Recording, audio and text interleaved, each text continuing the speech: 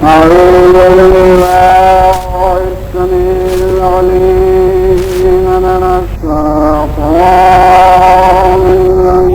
الرجيم بسم الله الرحمن الرحيم الحمد لله رب العالمين والصلاة والسلام على أشرف المرسلين وخاتم النبيين سيدنا ونبينا محمد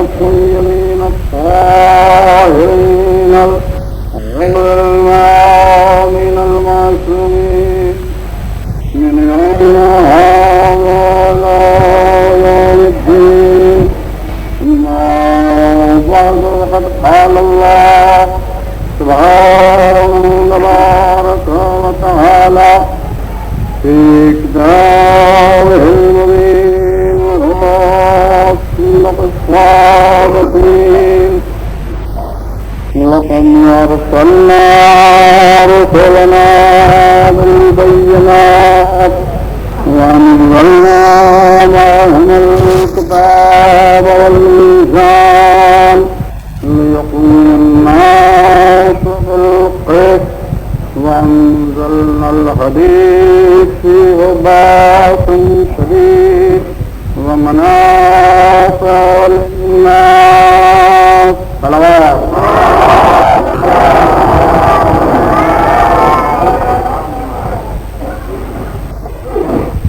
اللہ عالم اپنے کلام بلاغت نظام میں ارشاد فرماتا ہے یقیناً ہم نے رسول و مرسلین کو روشن دلائل کے ساتھ بھیجا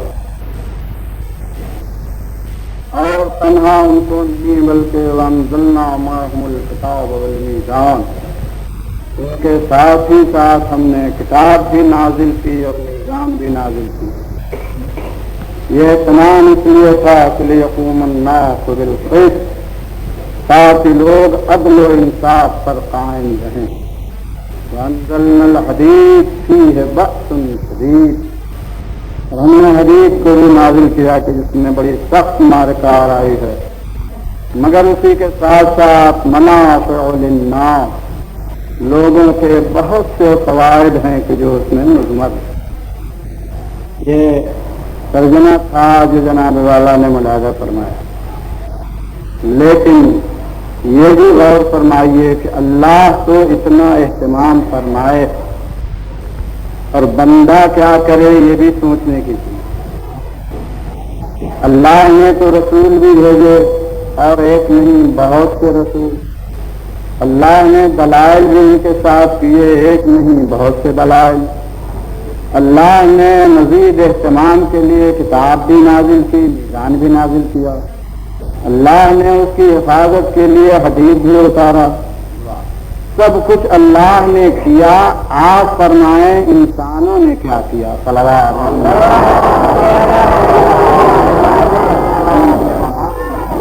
ظاہر ہے کہ قدرت نے اپنے لیے یہ نہیں کیا تھا یہ اپنی بندومی کے لیے کیا تھا.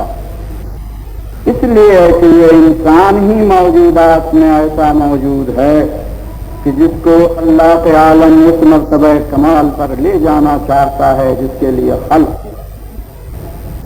لیکن یہ نہ سوچا ہم نے کہ انسان کی بے پناہ قابلیت اور انسان کے بے پناہ کمال کے منازل اتنے ہیں کہ جن کو انسان بغیر کسی سہارے کے حاصل نہیں کر سکتا. میں لفظ بدل کے یوں کہوں گا انسان میں کمال کی قابلیت ہے مگر استعداد نہیں ہے.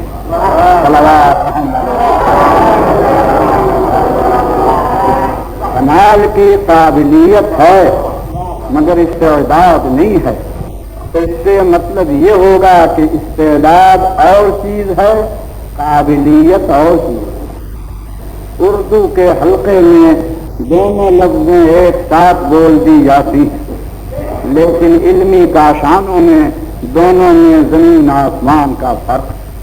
قابلیت ہونا اور ہے، استعداد ہونا اور ہے۔ قابلیت کے لیے لازم نہیں ہے کہ استعداد بھی بہم پہنچ جائے، بلکہ استعداد کسی غیر کے سہارے سے آتی ہے۔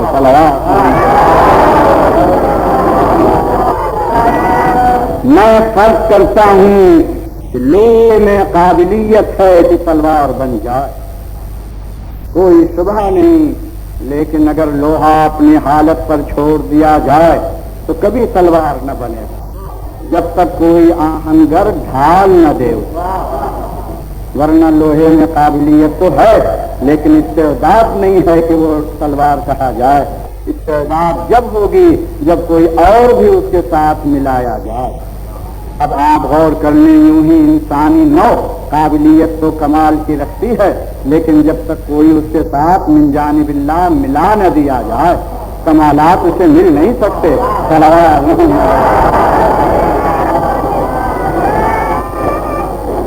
اس کی امثلہ اور اس کی مثالیں بے شمار آپ سمجھتے جائیں اور میں اس کو عرض کرتا جائیں۔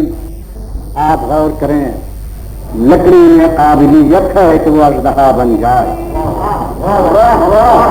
لیکن استعداد نہیں ہے کہ ہر لکڑی اژدہا ہو کر لہرانے لگے، بلکہ ضرورت ہے کہ دست کلیم میں آ جائے۔ موسیٰ کے ہاتھ میں آتے ہی استعداد پیدا ہوتی ہے اور اب وہ اژدہا بن جاتی ہے۔ یوں ہی تمام چیزوں کو غور کیجیے، انگریزوں میں قابلیت ہے کہ تصدیق کرنے لگیں، لیکن ہمارے ہاتھوں میں آ کر نہ ہوگا۔ استعداد مرسل اعظم کا ہاتھ دے گا، محمد کے ہاتھ میں آئے اور تصدیق کی آواز شروع ہوئی۔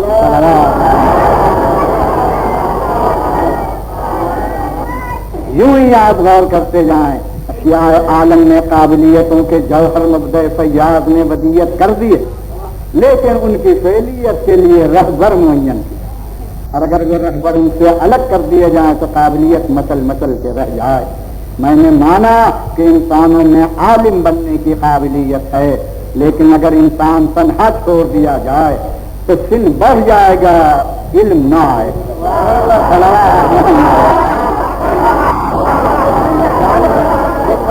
نہیں ہے، ہر بچے میں قابلیت ہے کہ وہ عالم بن جائے، لیکن اگر اس کو آپ چھوڑ دیں اور اکیلا چھوڑ دیں کہ تجھ میں قابلیت ہے تو بن جا عالم، تو عالم نہ بنے گا۔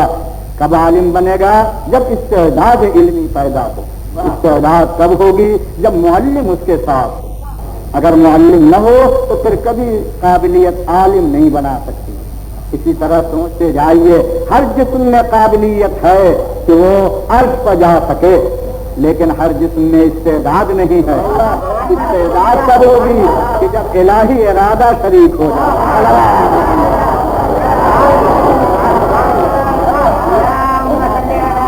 جب استعداد پیدا ہوگی، میں نے مانا ہر انسان میں قابلیت ہے کہ وہ کعبے میں پیدا ہو جائے، لیکن جب ہوگا جب علی مرتضیٰ بن جائے۔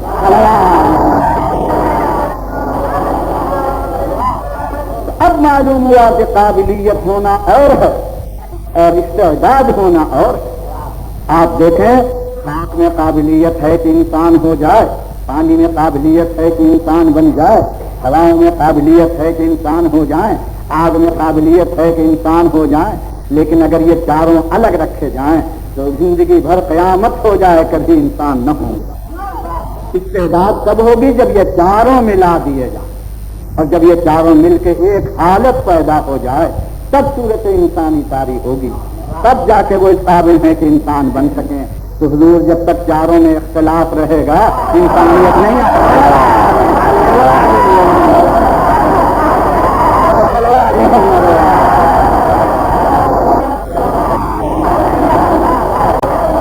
ملا دینے کی ضرورت ہے کہ مزاج وحدانی ان پر تعریف ہو جائے، اور جب مزاج وحدانی تعریف ہوگا تب استعداد ہوگی، ان کی بہن پہنچے گی، تب صورت کا فیضان ہوگا اور مبدأ فیاض سے تب انسانی صورت پیدا ہوگی۔ اگر آپ ذرا اسے غور کریں تو شاید آپ کے سامنے آ جائے کہ انسان نے کبھی نہ سوچا اس منزل کو کہ تیرے اندر قدرت نے کتنے جز خرچ کیے ہیں اور تیرے اندر تجھے انسان تک لانے میں کتنے درجات طے کرائے ہیں. تو نے اپنے جسم کو دیکھا, تو نے اپنے جسم کو دیکھ کر اپنی قوتوں کی نبازی کی اور اس کے بعد تجھے یہ سوچنا پڑا کہ ہمارا جسم جن اجزاء سے بنا ہے اور جس طرح خلق ہوا ہے ان میں ہم اگر پہلا درجہ دیکھیں تو ایک مادہ ہے اور ایک صورت. مادہ اور صورت بن کے جسم بنتا. جب اس کے اندر قوت نشو و نما بڑھ جاتی ہے تو نبات بنتا. جب حس و حرکت پیدا ہو جائے تو حیوان بنتا. جب نفس ناطقہ اور عقل آ جائے تو انسان بنتا.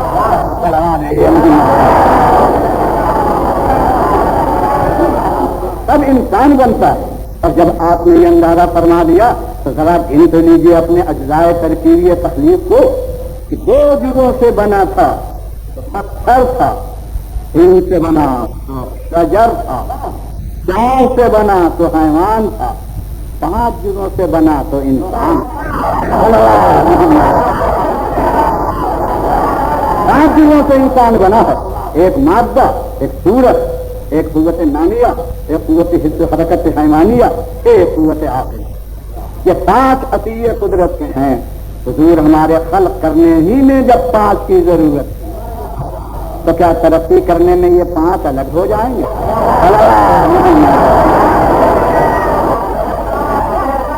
کیا یہ جدا ہو جائیں گے؟ مگر ہمارا شعور بشریت کیا کہتا ہے اسے بھی تو سوچو. ہمارا شعور بشریت یہ کہتا ہے کہ اگر منی نے ہمیں یہ اجزاء دے کر حد انسانیت تک اپنے فیض وجود سے پہنچایا تو ہمیں ان اجزاء کا شکریہ ادا کرنا چاہیے. ہم شکریہ ادا کرنے کے بجائے کفران نعمت کر رہے ہیں, لیکن اس نے ہمیں طریقہ بتا دیا کہ دیکھو شکر گزار بندے بنو, نعمت بڑھتی جائے. اور جب 5 جز تمہیں ہم نے دیے ہیں تو ہر جز کا ایک شکریہ ادا کرو. اور جب ہر جز کا شکریہ ادا کرو گے تو کم سے کم 5 وقت کی نمازیں پڑھو گے.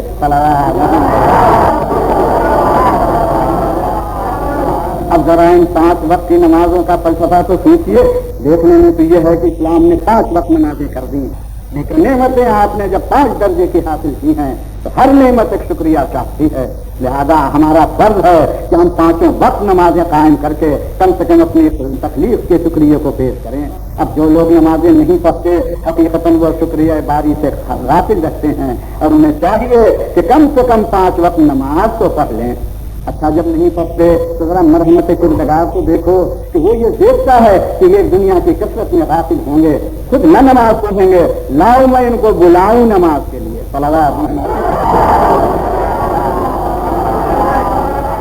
لاؤ ان کو نماز کے لیے بلاؤں تو اپنے جانب سے مؤذن معین کرتا کہ اذان دے دے کہ وقت صلاۃ آ گیا. مؤذن کیوں معین کیا جائے؟ آپ کی نجات دانی کے لیے, آپ کے خود نمائی کے لیے, آپ کے تغافل کے لیے. کہ آپ کا خود فرض تھا کہ آپ نماز کے لیے آ جاتے, لیکن آپ وہ ہیں کہ بغیر بلائے کسی کے گھر نہ جائیں گے.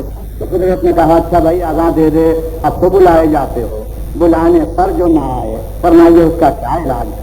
اب جب مؤذن اذان دیتا ہے تو پھر ارباب تعیش جس طرح تیور بدلتے ہیں اور جو انداز ہوتے ہیں اور ان کے عیش میں جو خلل پڑتا ہے, دنیا کی تمام باتوں کا وقت ملتا ہے, نماز پڑھنے کا وقت نہیں ملتا. اور اگر نماز کا ذکر چھیڑ دیتا ہے واحد و ذاکر تو اس طرح لوگ سکوت میں پڑ جاتے ہیں کہ ہم کس توقع میں آئے تھے, یہاں تو روزہ نماز گلے لگ گیا. ہم تو آئے تھے کہ کچھ ادب کے چٹخارے ہوں گے, کچھ علم کے نظارے ہوں گے, کچھ فضائل کے پھول ہوں گے, کچھ معارف کی شمیں ہوں گی, کچھ واہ واہ ہوگا, اور یہاں آ کر نماز ہے. حضور والا کیوں آپ کو نماز سے حیرت ہے, کیوں آپ کو غفلت ہے؟ میں موعظہ نہیں کہتا مگر منبر کا حق ہے موعظہ صلوات.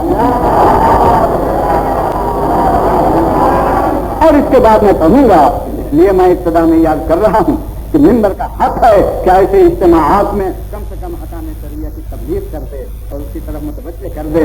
کسی کا جی چاہے ممکن ہے کہ اس وقت سن کے کل نماز شروع کر دے, اس وقت ممکن ہے جانے کے بعد نماز شروع کر دے. نمازوں کا تذکرہ بڑا عمدہ ہے. ہر طرح کی ترقی چاہتے ہو, معراج نہیں چاہتے.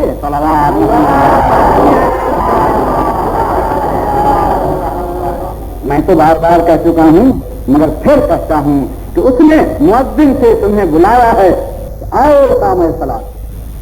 आओ नमाज पढ़ो। और मुअज्जिन को भी वो इज्जत दी है उसने कि आपने जितना नजर से गिराया उतना ही उसने सर चढ़ाया। आपने जितना गिराया उतना ही उसने सर चढ़ाया। आप मस्जिद लाखों रुपए की बनवा देंगे और मुअज्जिन 5, 7, 10 रुपए, 2 रुपए, 4 रुपए, जो किसी काम का न हो वो मुअज्जिन बने।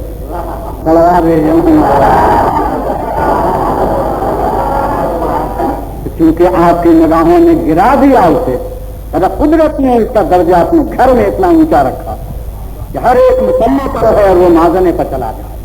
बड़े बड़े लोगों की गर्दनें झुकी हैं और उसकी आवाज बुलंद हो रही है। उसका कदम जहां होता है वहां सर लोगों के नहीं होते।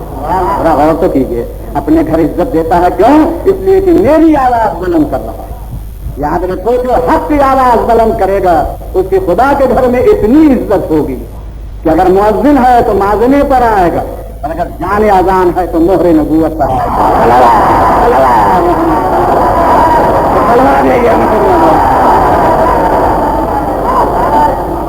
ऐलान हक कर रहा है, माना अज़ान दिलवाई, और जब अज़ान दिलवाई तो हुजूर हमारी गफलत पर उनके लिए महमेद है अज़ान, और बार बार बुला रहा है, और एक वक्त नहीं बुलाता बल्कि हर नमाज के वक्त अज़ान का हुक्म देता है। सुबह को बुलाओ, ज़ोहर को बुलाओ, मगरिब को बुलाओ, हर वक्त अज़ान दो। एक दफा दिन में बुला लेना काफी था, मगर नहीं, हमारी गफलत से वो वाकिफ है। एक दफा बुलाने से आ भी गए तो फिर गाफिल हो जाएंगे, फिर बुलाओ, फिर गाफिल होंगे, फिर बुलाओ। लिहाजा इस तरह को बुलाता है और बुलाने में क्या कहता है, जाके देख मुअज्जिन, इब्तिदा करना इससे अल्लाहु अकबर, अल्लाहु अकबर। ये जुमला इसलिए कह देना कि दुनिया की जितनी बड़ाई है वो निगाहों से गिर जाए, किसी चीज को मेरे तरह बड़ा न समझें।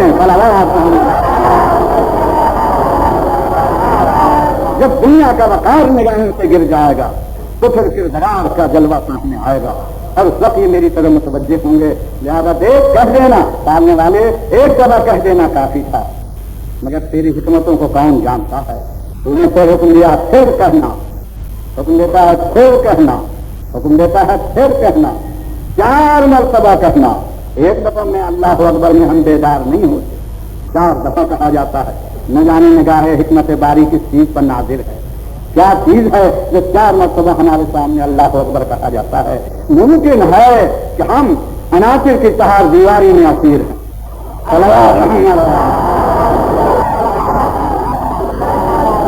अनासिर की 4 दीवारी में असीर हैं। आग हमें उभरने नहीं देती, पानी हमें चलने नहीं देता, आग हमें सर उठाने नहीं देती, हवा हमें बरकरार रहने नहीं देती। याद बारी की शमा इन 4 दीवारी में बुझी जाती। हमने अगर लौ लगाई भी तो सांस सड़ गई और कुछ न हुआ, और अगर हमने लौ तेज भी की तो हवा आई और गुल हो गई, और अगर हमने चाहा भी तो आग जल के बुझा गई। और अगर हमने कोशिश भी की तो हमारी सही पर पानी फिर गया। कुदरत जानती है किस किस्म किस्म ये मुब्तला है। वाला कहती है कुदरत, एक दफा अल्लाह अकबर न कहना, 4 दफा कहना।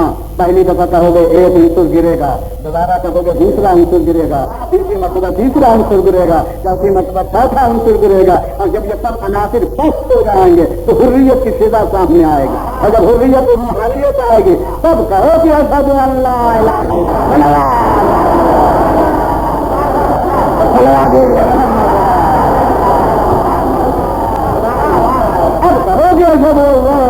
इल्लल्लाह।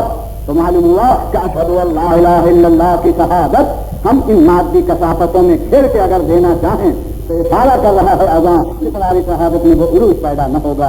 अगर मेरी गवाही देना चाहते हो तो आलम मादियत को ठुकरा के रूहानी फिजाओं में सांस लो, और जब वहां आ जाओगे तो अगली निसतें सामने आएंगी, फितरत के नमूने सामने आएंगे, कुदरत के आईने सामने आएंगे, बशरियत का अक्स होता जाएगा, मेरे जलवे आईने बशरियत में छपते जाएंगे। होगे बसर मगर मेरी जलवागाह बन जाओगे। और अगर तुमने कोई मुझे पसंद आ गया तो हाथ उसका होगा और मेरा होगा, चेहरा उसका होगा और मेरा होगा, और वो तुमने मजहरुल अजायब बन जाएगा।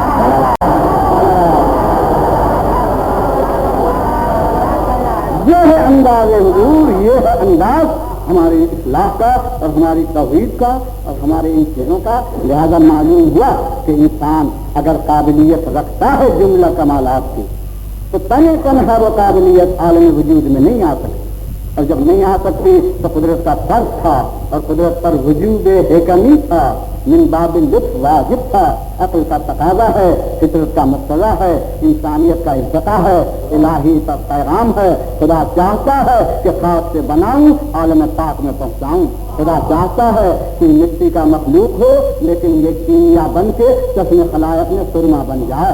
اللہ چاہتا ہے کہ ایک مستحق کو اتنا عروج دوں کہ عرش کی زمین زیر قدم آ جائے۔ چاہتا ہے کہ ایک انسان جو مدن جاہل ہے ایسا چشمہ علم بنا دوں کہ جو سلو لگائے وہ عالم ہو جائے۔ جب یہ چاہتا ہے تو سلسلہ قائم کرتا ہے، اور سلسلہ قائم کر کے کیا کرتا ہے؟ خلق وہ کرے اور قانون آپ کا کوئی بنائے۔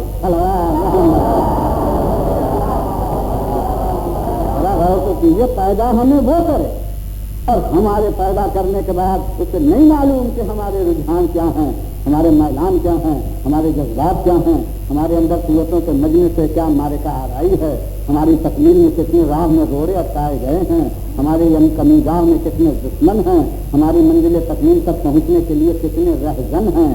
ہم کو چلنا ہے، منزل اقصیٰ تک پہنچنا ہے، اور راہ میں زاد لٹ رہا ہے، مسافر بھٹک رہا ہے، منزل کھوٹی ہو رہی ہے، تھک کے بیٹھ جاتے ہیں، پھر آگے چلتے ہیں، چند قدم کوئی چلا اور مڑ گیا، کوئی آدھی دور آیا اور تھک گیا، منزل رس کوئی نہ ملا۔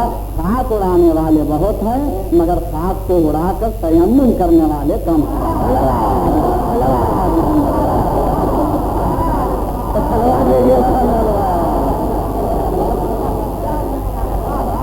لہذا معلوم ہوا کہ راہ معرفت میں جانے کے لیے الہی سمے درکار، اور انہی الہی سموں کا نام رسول ہے۔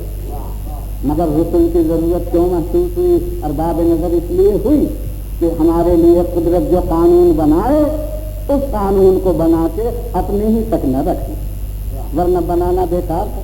قانون ہمارے لیے بن رہا ہے اور رہ جائے اس کے ساتھ کوئی عقل یہ بتائے گا۔ لہذا عدل باری نے قانون انسانی آئین تکمیل انسانی کی وضع کی صلوات محمد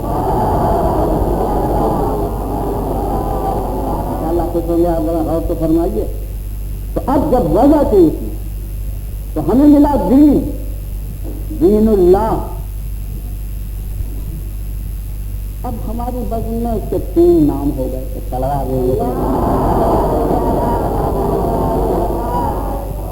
اسے دین بھی کہتے ہیں، اسے ملت بھی کہتے ہیں، اسے مذہب بھی کہتے ہیں۔ چاہے ایک ہے اعتبارات مختلف، اعتبارات لحاظ بدلے ہیں، چیز نہیں بدل جاتی۔ چاہے تو ایک ہوتی ہے مگر آپ احکام اس کے بدل جاتے ہیں۔ ایک شخص اپنے گھر پر ہے، اپنے گھر ہے، وہی جا کے عدالت کی کرسی پر بیٹھ جاتا ہے، جج ہے۔ وہی اگر اپنے گھر پلٹ سے آتا ہے کوئی جج وج نہیں مانتا، گھر والے جتنے ہیں سب اپنا بزرگ سمجھتے ہیں۔ اعتبار بدلتے ہیں، شخص تو نہیں بدلتا، آدمی تو نہیں بدلتا۔ اور بادشاہ جب دربار میں ہوتا ہے وزرا تو دفتر سامنے ہوتے ہیں، اور ملوکانہ سطوت ہے، شاہانہ روب و جمال ہے، دربار سلطانی ہے، لوگ کانپ رہے ہیں، ذہن سے حرف نہیں نکلتا، بات نہیں کی جاتی، سب کچھ ہے۔ مگر جب دربار برخاست کر کے اپنے محل میں جاتا تو گھر کے بچے آ کے گود میں بیٹھ جاتے ہیں، دوست چڑھ جاتے ہیں، برابر کی باتیں کرتے ہیں۔ کیوں؟ اس لیے کہ عام دربار اور ہے اور خاص گھر کی بات اور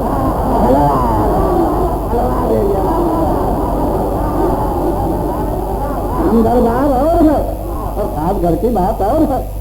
دونوں کو ملانے دیجیے کہ گھر کی بات بھی وہی ہے جو باہر بیرون خانہ ہے۔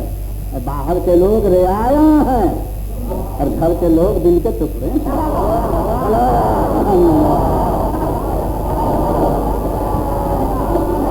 اس سے معلوم ہوتا ہے کہ اہل بیت اور ہیں اور امت اور ہے۔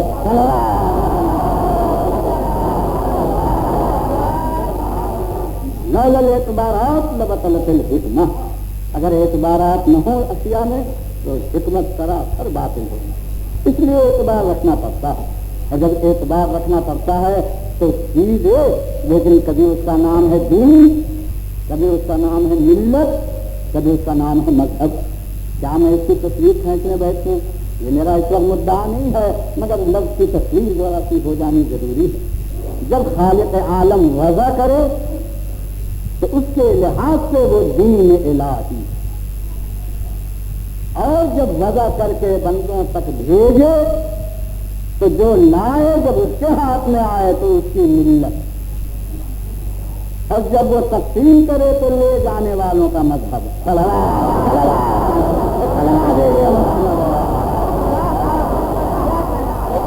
انشاءاللہ آپ خوش ہوں گے بڑا سا لگاتے ہوئے.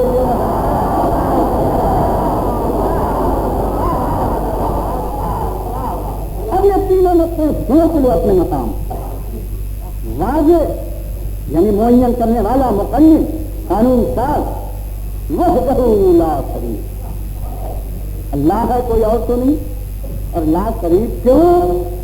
اس لیے کہ اگر شریک ہو تو سمجھا جائے کہ مل جل کے بنایا، اور اگر وہیں سے بات بگڑی مل جل کے بنانے کی تو چلی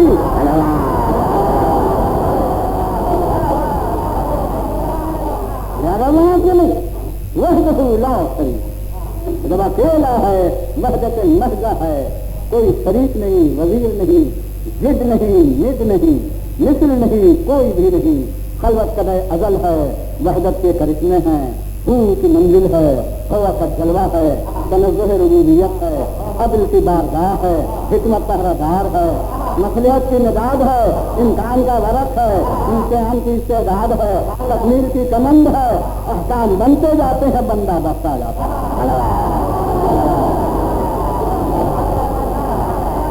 احکام بنتے جاتے ہیں اور بندے کے ارتقاء کی کمند کرتی جاتی اور باں میں عروج سامنے آتا جاتا ہے.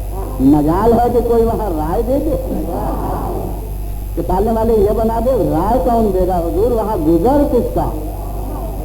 ارے فرشتوں کے تو سر جلتے ہیں.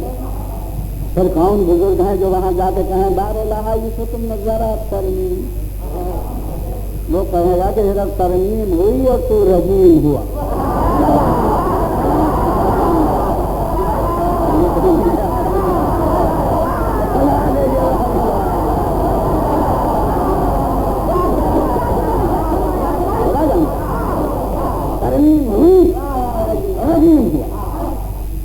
جب ایسا ہے تو کتنے دم ہے جو الوہیت کے سامنے زبان لڑا کر. زبانیں گنگ ہیں، عالم انسان سل ہے، حدود کی دنیا میں سناتا ہے، کثرت اصیل عدم ہے، تن تنہا ذات احدیت ہے، نقلت ہاتھ باندھے ہوئے سامنے ہے، ہدایت قائل بنی ہوئی ہے، لطف پہرہ دار بنا ہوا ہے، اور پروردگار مائل ہے تکمیل ناقص کے جانا. جب مائل ہے تو کچھ اصول بند ہیں، کچھ شروع بند ہیں، اور سب بنا کے مکمل کیا جا رہا ہے. اور مکمل کر کے تن ہاتھ بنا دیا، اس لیے وہ دین الہی ہوا. سمجھا دین کیوں ہوا؟ کہ جو بنایا اس پر میں جزا دوں گا. دین کے معنی جزا دینی سے، بدلہ دینی سے، عوض دینی سے. تو دین الہی کیوں ہے؟ اللہ کہتا ہے میں نے بنایا، میں دوں گا اس کا عوض. یاد رکھیں حضور، اس نے بنایا ہے تو عوض دے گا، اور اگر اس نے نہیں بنایا، ہم نے بنایا.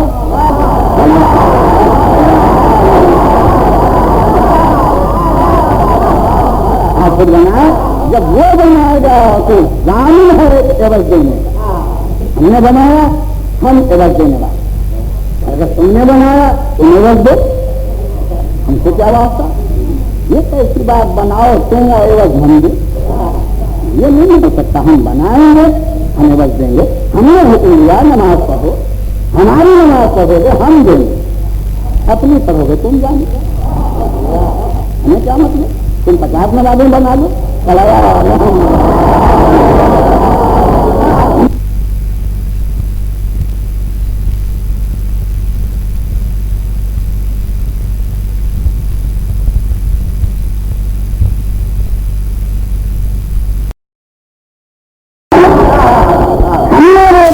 کیا ہے ہم اجر دیں گے. تم سال بھر کا کیا کرو، ہم اس کے ذمہ دار نہیں. ہم نے واجب کیا ہے حج، ہم کو دیں گے. تم سیر کیا کرو مکے مدینے کی، ہم اس کے ذمہ دار نہیں. ہم نے کہا ہے کہ جہاد کرو، ہمارے کہنے سے جاؤ اور ہمارے اشارے سے آؤ، سب کے آنے جانے میں اجر ہے، ورنہ جاؤ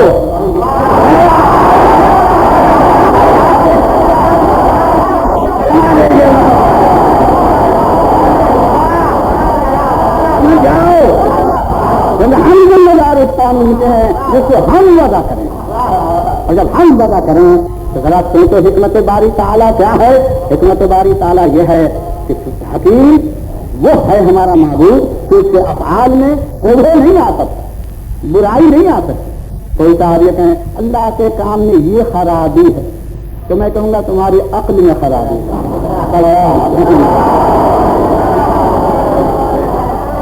تمہارے فہم میں خرابی، تمہارے ادراک میں خرابی، فعل اللہ میں بھی کوئی خرابی نہیں ہو سکتی، ناممکن، کیونکہ خرابیوں کا آنا یا جہل کے بنا پر ہے یا عجز کے بنا پر ہے۔ اگر یہ دونوں وہاں نہیں ہے تو پھر نقص کیسا، خرابی کیسی؟ ہمارا فعل الہی حمتن مصالح پر مشتمل، حمتن احسن ہے، اصلح ہے، بہترین ہے، عالمی اجاز میں اس سے زیادہ امکان نہیں ہے، کیونکہ واجب تعالیٰ کا جو فعل ہوگا وہ بے عیب ہوگا۔ اور کہا ہی گیا ہے کہ اگر بے عیب ذات ہے تو خدا کی ذات، تو اگر وہاں بھی آپ نے عیب نکالا تو آپ سمجھ لیں کہ پہلے اپنی ہی میں کچھ ہے۔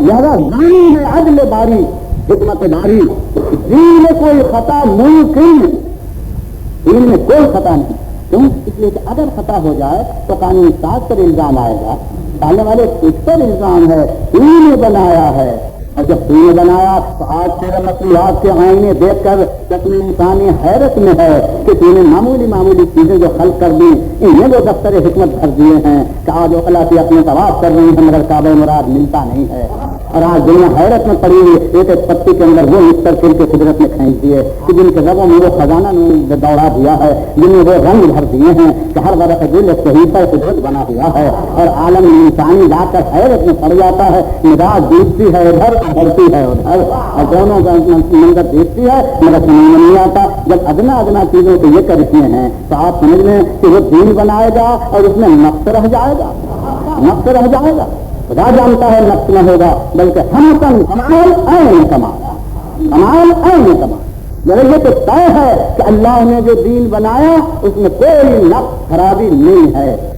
اب مشکل یہ ہے کہ بنا تو دیا اسے لیکن بنایا بندوں سے بھی، اب بندے یہاں اور وہ عالم وجود میں، کیا دین بارش کی طرح برس جائے؟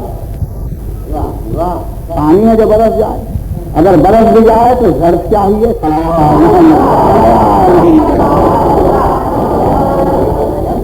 تو یہ آبری دین برباد نہ کی،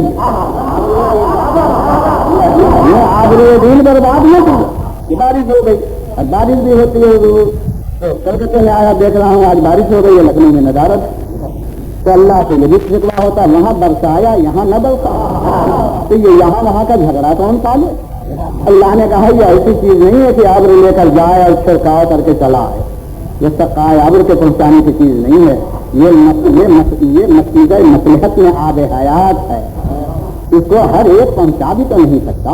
لہٰذا قدرت نے دیکھا کہ یہ دین یا میں لے کر آؤں اور کہوں لیجیے حضور لایا ہوں دین، آپ بڑے خوددار ہیں کہ آپ کے دروازے پر اللہ آ کے دستک دے، کیا ہے میں ہوں اللہ، کیوں تشریف لائے ہیں؟ آپ کے لیے دین لایا ہوں، ان کا اس وقت جائیے سونے کے وقت سے شروع آئیے،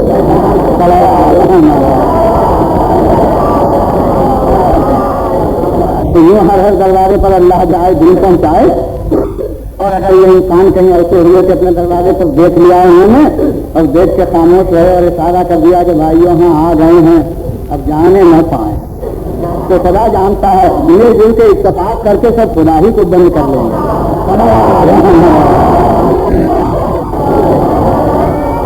معاف کیجیے گا، اس لیے خدا نہ رہے گا، اور جب نہ رہے گا تو پھر بنانے سے فائدہ ہی کیا ہے؟ آپ کو بلا لے کہ تشریف لائیے تو آپ کو بلانے سے کب جائیں گے؟ بلاتا ہے مسجد میں تو آپ کب جاتے ہیں؟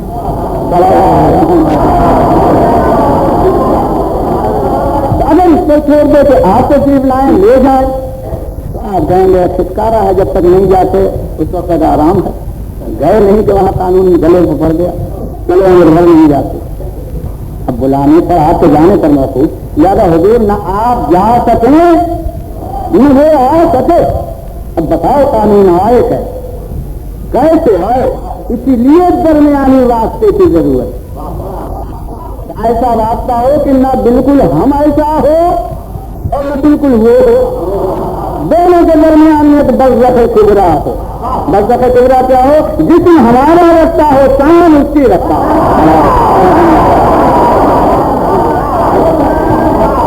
جیسے ہمارا رستہ ہو شان اس کی رستہ، اے کرے بشری میں ہو مگر سب یہ الہی ہو، حدوث کی محمل میں ہو مگر جلوہ ہو وجودی ہو، دیکھنے میں بشر ہو مگر خیر محض ہو، دیکھنے میں بنی آدم ہو مگر فخر آدم ہو، دیکھنے میں ایک مستحق معلوم ہو مگر سرمہ چشم کمالات ہو، اتنا بلند ہو۔ اب قدرت نے کیا کیا؟ ایسے لوگوں کو جو چنا ان کا نام نبی، ان کا نام رسول، ان کا نام امام، ان کا نام ہادیان دین، ان کے حوالے کرتا ہے رسولوں کے۔ قانون میں نے بنایا ہے، لے تم جاؤ صلوات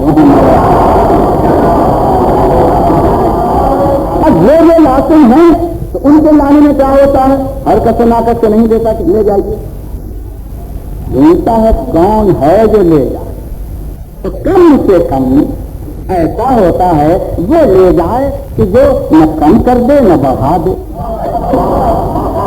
کیونکہ میرے پاس تو لے جائے گا اور جا کے گھر اگر کہیں گھر والوں نے مشورہ کیا کہ ذرا اس میں ہمارا نام بھی لگا دیجیے، ایک ذرا ادھر کا ادھر کر دیجیے، ادھر کا ادھر کر دیجیے، تو یہ بڑی مشکل ہے۔ اگر ان کے کہنے میں آ گیا تو بھائی ایسا چن لو کہ جس کی قسمت ثابت معصوم ہو، کہ جہاں خطا کا شبہان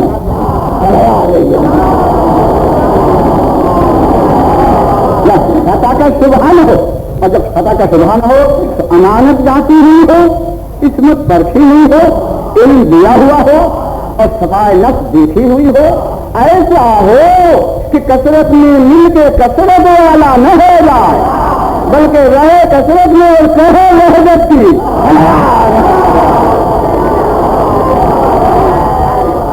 ایسا ہو، ایسے کہ انبیاء اور ان انبیاء کے حوالے کرتا ہے۔ تو اب انبیاء کے حوالے کرنے کے بعد، اب سنیے جس کے لیے یہ تھا، انبیاء کے حوالے کرنے کے بعد جب ان کے ہاتھ میں دے دیتا ہے تو اب اس کا نام قانون کا ملت ہو جاتا ہے۔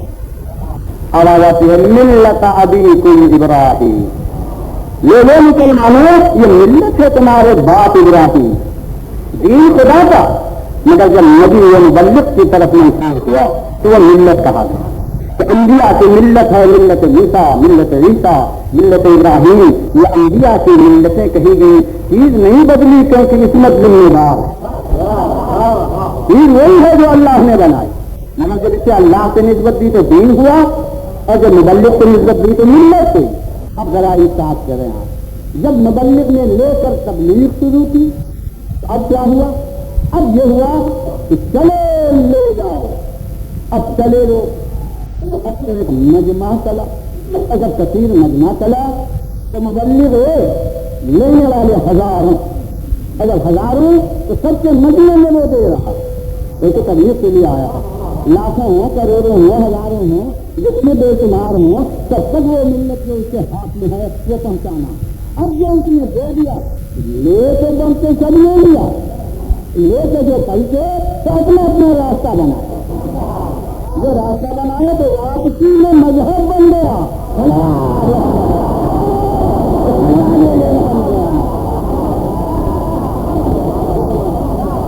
وہاں سے لے کے پلٹنے میں مذہب بن گیا۔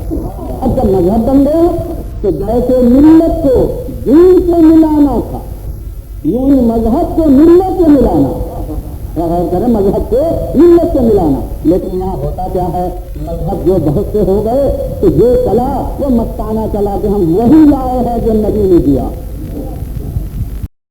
اب سب وہی کہہ رہے ہیں، اور حالانکہ معاملہ کیا ہے کہ ایک راستہ نہیں 72 73 راستے، 73 راستے، بانٹنے والا ایک، لینے والے کثیر، راہیں بدلی، فرقہ بندیاں کھڑی ہوئی، ہر ایک کو دعویٰ ہے کہ یہ وہی ہے جو نبی نے دیا، نبی تو جانتا تھا، ایسے تو معلوم تھا، لیکن اس نے یہ ہنگامہ دے کر پہلے ہی پہرے دکھا دیے. بھائی دیکھو میں مذہب کا ذمہ دار نہیں ہوں، میں ملت کا ذمہ دار ہوں. مذہب تم نے بنایا مگر اسی میں ایک ہے بھی تو میں ایک کا ذمہ دار ہوں، باقی کا ذمہ دار نہیں ہوں.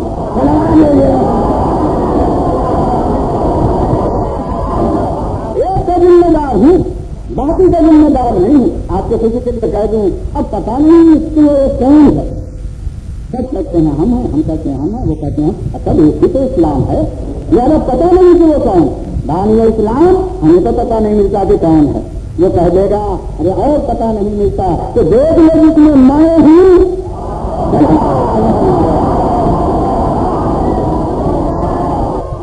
اسلام تو کس نے کہا میں ایک رابر میں ہوں.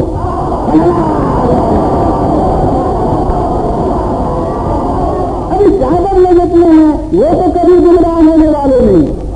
تو معلوم ہے تن وہ ہیں کہ جو سارا ہے استقامت ہیں. صلوات محمد. جب یہ تھا تو اب آپ دیکھیں تو کتنی حیرت کی منزل ہے کہ نبی نے اس مت سے بچایا، خدا نے اس مت سے بنایا. ہم مذہب لے کر چلے تو اب ہمارے پاس اگر حکمت ہے تو معاملہ ٹھیک ہے، اور اگر حکمت نہیں ہے تو خطا کا کیا ہے؟ خطا کا کیا ہے اس بات؟ میں کہوں گا کہ اگر جانے والے مذاہب میں کسی کے پاس حکمت ہو تو ایک معصوم ساتھ ساتھ اور ہر زمانے میں ہو اور یہ سلسلہ قائم رہے.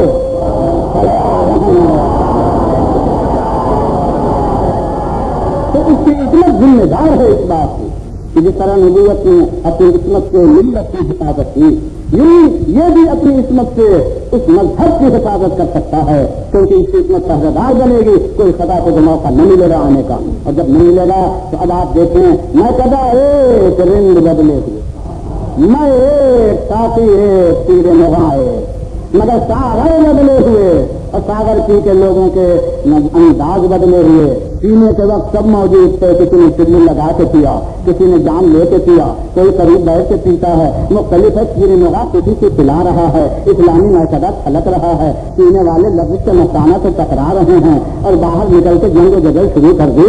حالانکہ ایک کی پی کے چلے تھے مگر مطلب کیا ہے وہ پی کے پھینک گئے.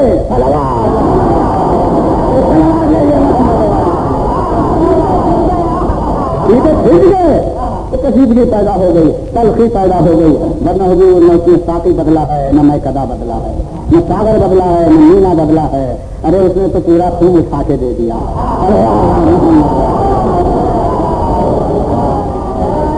اس سے معلوم ہوتا ہے کہ خلاق عالم نے جب اپنی حکمت سے غزہ قانون کیا اور انبیاء نے اپنی حکمت سے اسے بچایا تو انبیاء کے بعد حفاظت ملت کے لیے عصمت کا ہونا لازم ہے. اور بدون عصمت دین اسلام کی حفاظت ناممکن ہے. اور جب یہ حفاظت نہ ہو سکے گی تب تلاش کرو کہ یا تو کام لگا لے، اسلام کو واپس لے لے، اور یا اسلام کے ساتھ عصمت کو باقی رکھ. اور اگر عصمت کو باقی رکھنا ہے تو ماننا پڑے گا کہ ہر زمانے میں ایک معصوم موجود ہے، اور جب معصوم ہوگا تو عالم ہر خطا کرے مگر اس کی عصمت ضامن بنی رہے گی.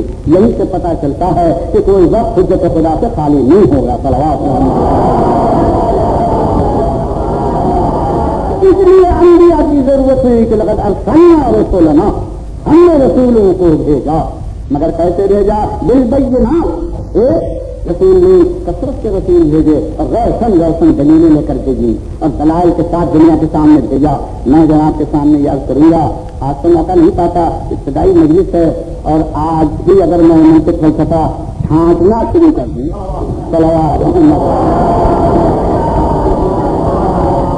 تو ڈر یہ لگا ہے کہ مجمع نہ چھوٹ جائے.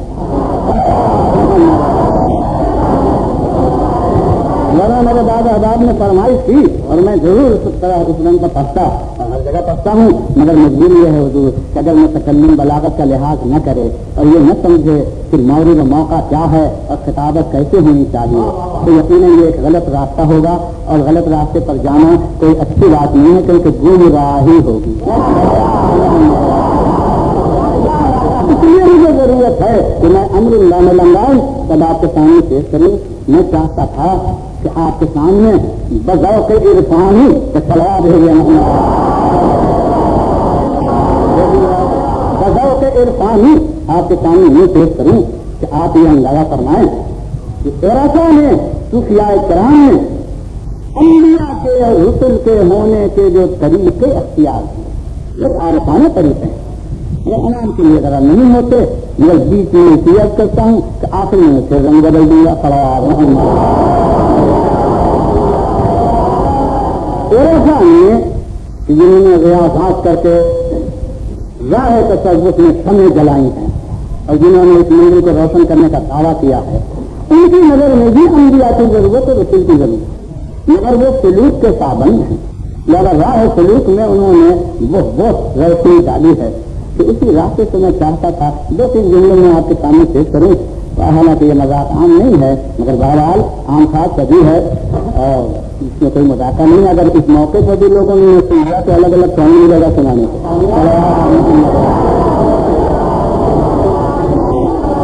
تو انہوں نے یہ تحریر کیا ہے کہ ہر قسمت کو اللہ نبی نہیں بناتا رسالت نہیں دیتا. اس کو دیتا ہے جو راہ سلوک کا سالک بن جائے اور جب راہ سلوک کا سالک ہو تو اس کے سفر یا کے بعد نگرے ہوتے چلے جائیں اور جب وہ سفر طے کرتا ہوا ایک منزل آخر تک پہنچے جب کہیں اس لائق ہوتا ہے کہ الہی منصب اس کے حوالے ہو اور خدا اسے رہبر خلق بنائے ہادی خلق بنائے. اب یہ اسرار اربا ہیں صلوات اسرار اربا ہیں. 4 سفر ہیں. آپ گھبرائیے گا نہیں. 4 سفر اتنے سیلانی ہیں کہ عمریں گزر جائیں نا تمام ہے اور 5 مہینے میں تمام کر دوں گا.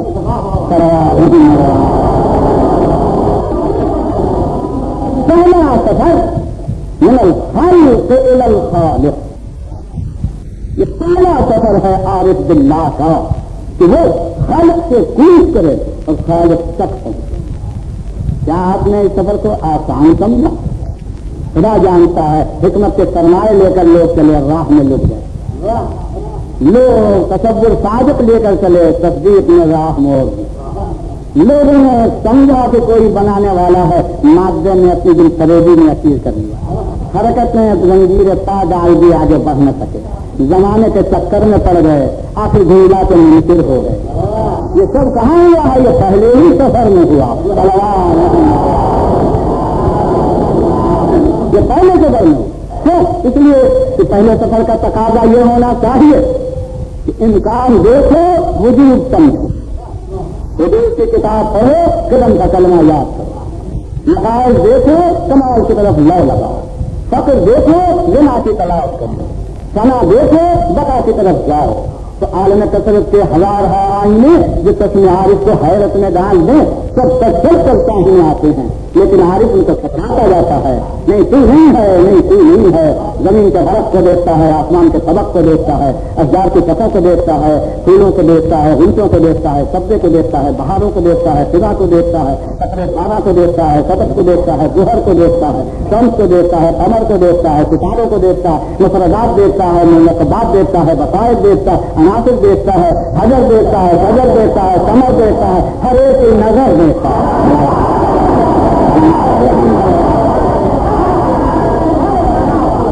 حکمت کی ہوئی چیزوں کو دیکھتا ہے فلسفے کے انداز کو دیکھتا ہے منطق کی گفتگو کو دیکھتا ہے حدیثوں کے لہجے کو دیکھتا ہے تاجروں کے انداز کو دیکھتا ہے کلام کی گفتگو دیکھتا ہے انسانی ادراک کا سرمایہ دیکھتا ہے شعور کی لفظ کو توڑتا ہے دل کی دھڑکن کا اندازہ لگاتا ہے دماغ کی وسعت دیکھتا ہے قابلیت کی آغوش دیکھتا ہے استعداد کی مسند دیکھتا ہے اور توفیق کا قرار دیتا ہے.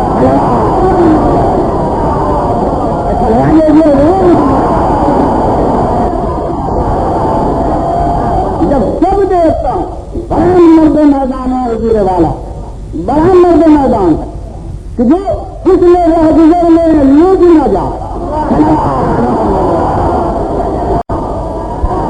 بڑا مرد میدان جو اس میں رہ گزر میں لوٹ نہ جائے ورنہ نکلا اور بلبل کے نغمے شروع دل وہی قربان ہو گیا اور نکھت گل نے ہم نے منزل بنا دی.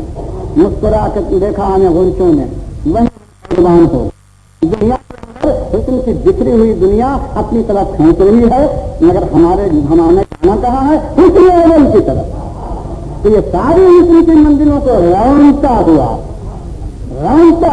اس طرح جائے کہ دل چٹکیوں سے مسل جائیں اور سبزے پامال ہو کے رہ جائیں، شجر کھڑے دیکھتے رہ جائیں، شاخیں جھکی رہ جائیں، کمر لبے تک نہ آنے پائیں، ہوا لگنے نہ پائے، خزاں ہونے نہ پائیں، دریا میں جائیں ڈوبنے نہ پائیں، صحرا میں جائیں خاک میں ملنے نہ پائیں، سماوات میں آئیں تو سماوات میں آ کر ستاروں میں الجھ نہ جائیں، شمس و قمر کے پرستار نہ بن جائیں، سب چیزیں آئیں اور سب کو ٹھکراتے چلے جائیں، تم نہیں ہو تم نہیں ہو تم نہیں ہو تم نہیں ہو۔ اب جب ہمارے خودداری یہ چیزیں دیکھیں گی تو اللہ یہ کون خاک کا ذرہ ہے جو سب کو ٹھو کر مار رہا ہے، خاک کا ذرہ ہے جو سب کو ٹھوکر مار رہا ہے، اور جب ٹھوکر مار دیا تو اب آواز آتی ہو ادھر سے، ارے آتے ہو ہمیں ڈھونڈنے آ رہے ہو، دیکھو ہمارے لیے ایسے بن کے آؤ کہ نہ ہمیں ملنے میں آر ہو نہ تمہیں آنے میں دار ہو۔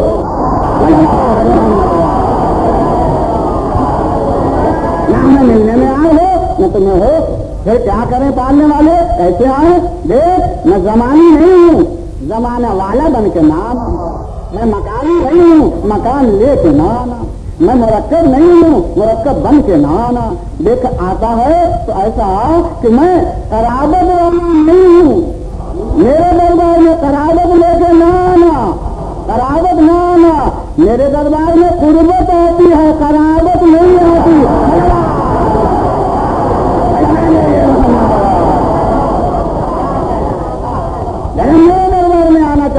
تھوڑی چیزوں کو جب میرے پاس خدا جانتا ہے، جانے والا من چلا خلوا چلا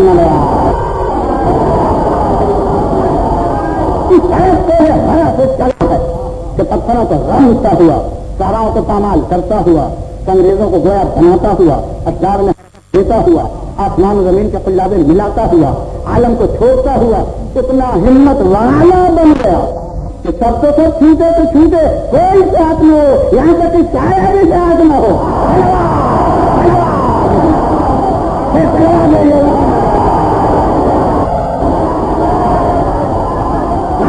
ساتھ نہ ہو، سب کو چھوڑ کر وہ آگے بڑھتا ہے، اگر آگے بڑھ جاتا یہ ہے وہ کہ میں نے الخال ایسی سرحد کو پہنچ گیا جہاں تنویر وجودی چشمت کر رہی اور حدود کے اندھیرے میں اجالا ہو رہا، اور امکان کی جھولی میں وجود کے سکے بھرے جا رہے ہیں، وجود کے سکے بھرے جا رہے ہیں، فخر کے دامن میں غنا کے درہم و دینار کی فراوانی ہو رہی ہے، اور جام فنا میں آب بقا بھرا جا رہا ہے، سرحد وہ آ گئی ہے کہ انسان کا آخری حقوق محمد بن گیا، آخری حقوق محمد بن گیا، اور جب قریب پہنچ گیا تو آواز آئی، ارے تم آؤ میرے پاس مگر رہ نہ جاؤ، کیونکہ جہاں سے آئے ہو وہ انتظار میں ہوں گے، اگر کوئی انتظار نہیں ہے تو جاؤ، مگر دیکھو ایسی جگہ آ گئے ہو جہاں تم اب مکے مدینے اور یہ وہ کے نہیں رہے، زمین آسمان کے محدود نہ رہے، بلکہ اب جاؤ تو کہہ کر جاؤ عالم بھر کے لیے رحمت بن کر، عالم بھر کے لیے رحمت بن سکتا ہو۔ یہ ایک نقطہ تھا، ایک سلوات جلد جلد تم کو منظور ہے۔ دوسرا نقطہ، جب اللہ تک پہنچ جائے تو تصوف کہتا ہے کہ سیر فی اللہ، اب اللہ تو ہو اب اللہ کے بارے میں سیر، اب عارف کیا کہے، اللہ کے تک پہنچا ہے خدا خدا کر کے، اللہ تک پہنچا ہے خدا خدا کر کے، ورنہ حضور پہنچتا نہیں ہے، ہر قافلہ لٹ جاتا ہے، مگر یہ خیر خدا خدا کر کے اللہ تک پہنچا، اب پہنچ کے غور کرتا ہے کہ کثرت تو ختم ہو گئی ہے، لیکن اب اللہ ہے تو ذات بھی ہے، صفت بھی ہے، اسم بھی ہے، اسما میں کثرت بھی ہے، اب اس میں سوچتا ہے دونوں ایک ہیں یا الگ ہیں، تعین اس کا ہے یا اس کا ہے، اب تعینات کی زنجیریں توڑتا ہے اور یہ سمجھتا ہے کہ ایک ہوٹل کے جلوے ہیں، جس کو خلق کر دیا تو خالق کہا گیا، اور جس کو رزق دے دیا تو رازق کہا گیا، جس کو ناطق کو کامل بنا دیا تو رب کہا گیا، جس کی باتیں جانتا ہے عالم کہا گیا، حالات دیکھتا ہے بصیر کہا گیا، سب کچھ سنتا ہے سمیع کہا گیا، اور اپنا مطلب خلق کر دیتا ہے متکلم کہا گیا۔ بھائی چیز تو ایک ہے مگر جلدی اتنے ہیں، تو کیا میں پھر کثرت ہی میں رہوں؟ کیا میں پھر کثرت میں نہیں، لہٰذا وہ الگ کرتے کرتے آخر میں کہہ دیتا ہے کہ نہیں یہ اعتبارات ہیں، ہماری اضافات ہیں، حقیقت میں ذات وحدہ لا شریک ہے اور ذات احدیت ایک ہے، اور جب ایک ہے تو آخر میں کہتا ہے کہ جی صفات آئیں اضاف ہیں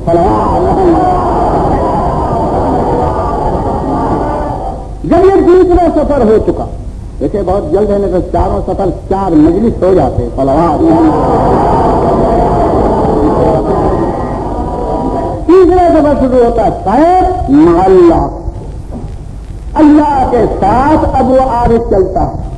یہ کیا مطلب؟ اللہ کہاں چلتا ہے؟ مگر نہیں، چلتا اس طرح پر ہے کہ اب اللہ تک پہنچ چکا، صفات کے تعین کو نظر انداز کر چکا، اب اشیاء عالم پر نظر کرتا ہے۔ جس چیز کو دیکھتا ہے پہلے اللہ کو دیکھتا ہے، پھر چیز کو دیکھتا ہے، اللہ کے ساتھ جا رہا، یعنی شے دیکھ کر خدا کو نہیں پہچانتا بلکہ خدا کو پہلے جانتا ہے، شے بعد کو جانتا ہے۔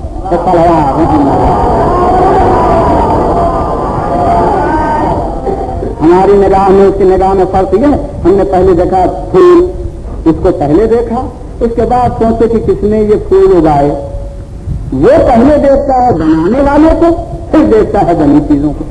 ذرا اس کی نگاہ جو ہے وہ نگاہ اپنی نہیں ہوتی بلکہ سیر مع اللہ کرتا ہے، اللہ کے ساتھ چیزوں کی طرف آتا ہے۔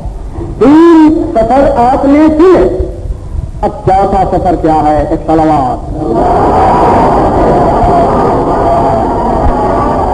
اہل نظر جانتے ہیں، میں 2-3 جملے ہی عرض کر رہا ہوں۔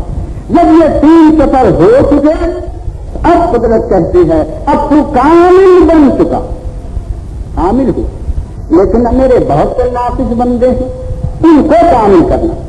ذرا چوتھا سفر شروع ہوتا ہے من الخالق الی الخلق، اب اللہ کی طرف سے مخلوق میں آئے، کیوں؟ تکمیل ناقصین کے لیے کہ جو ناقص ہیں ان کو اپنے جیسا کامل بناؤ۔ میں کچھ عرض تو نہیں کرتا مگر تصوف نے فیصلہ کر دیا کہ 3 سفر تک الہی منصب نہیں ملتا، کیسے وہ ملتا ہے؟